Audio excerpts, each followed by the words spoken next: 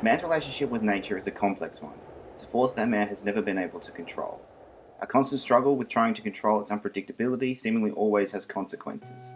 Man destroys nature, nature destroys man. The conflict always finds a way of balancing out. Yet we find ways to coexist. There is an interconnectedness between human life and natural life. This connection with nature is something Japanese film director Akira Kurosawa frequently explores in his films. Whether it's a major narrative point or a minor one, Kurosawa constantly shows the characters in a struggle with nature. On the surface, his films are about characters that face physical or psychological battles, but Kurosawa also puts his characters up against some kind of nature that they must overcome at the same time. Nature plays an integral part in Kurosawa's films. It's a presence heavily felt. It's not just some background set piece or an element used to make a dramatic moment more glossy. It's a character itself. And whilst the elements of nature are part of Kurosawa's mise-en-scène, it's its thematic use of nature in his films that has the most effect.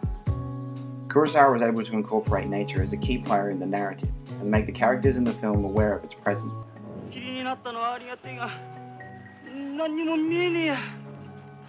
Nature is able to set the scene, progress the narrative, or have an impact on the narrative outcome.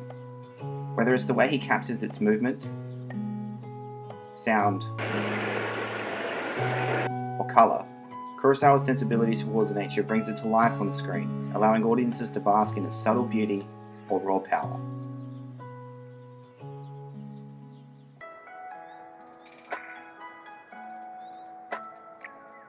Stray Dog is about a rookie detective who tries to find a thief who stole his gun. This is set during an intense heat wave in Japan. The element of heat is present in Stray Dog before the film even begins. The opening credit shows a dog lying on the ground panting heavily from the extreme heat. Kurosawa continues to draw attention to the heat with the narrator of the film addressing it immediately.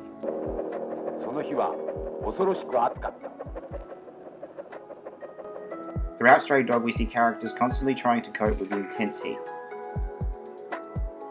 We see people using electric fans, using handheld fans, and wiping away sweat. The extreme heat causes the characters to behave irrationally, seemingly losing consciousness of their own actions. When characters are discussing key points in the plot, we are never removed from nature's effect on the characters in the film.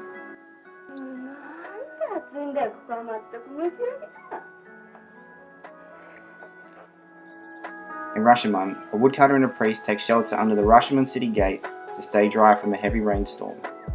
They begin recounting a terrible story they have witnessed to a peasant who joins them seeking shelter from the rain.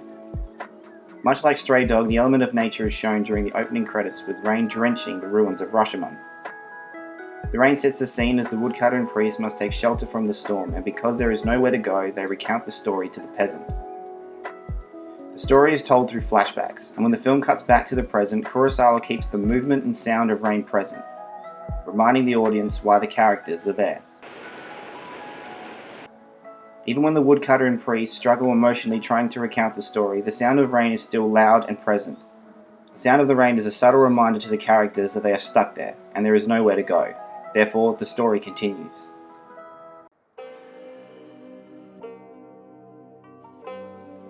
Man's interaction with nature doesn't have to be a constant presence throughout the entirety of the film. It can be a small moment in a film that can have a major impact on the narrative. Like in Kurosawa's adaptation of Shakespeare's Macbeth, Throne of Blood, where Shizu and Miki, after being victorious in battle, make their way to Spiderweb's castle, where they will be glorified for their heroics. Whilst travelling through Spiderweb Forest, they come across wild weather. The two are aware of nature's powerful presence.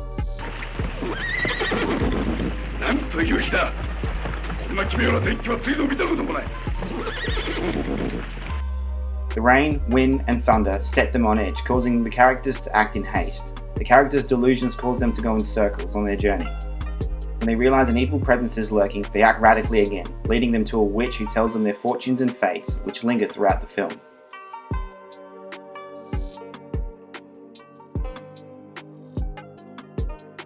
In probably Kurosawa's most well-known film, Seven Samurai, the battle scene is almost totally drenched in rain and mud. This creates an element of chaos in the scene.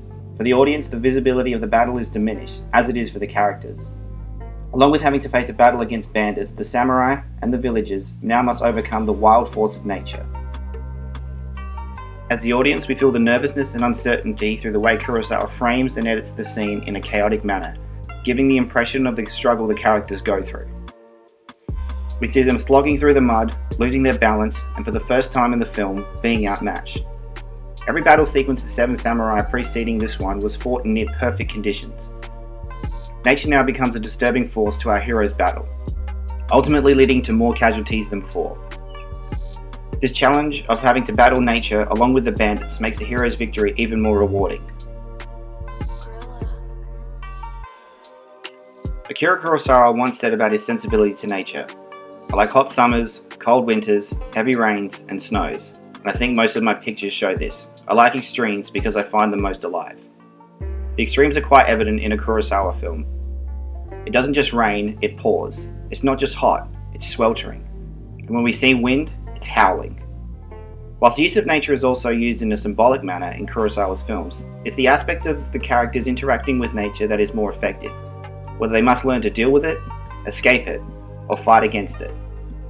It's a thematic pattern across his films, and he does it with a distinct level of care. It's easy to just throw rain or fire into a scene to heighten drama or emotion. The care is what makes Kurosawa's use of nature so impactful. We may never master nature, but Akira Kurosawa was certainly a sensei of nature in film.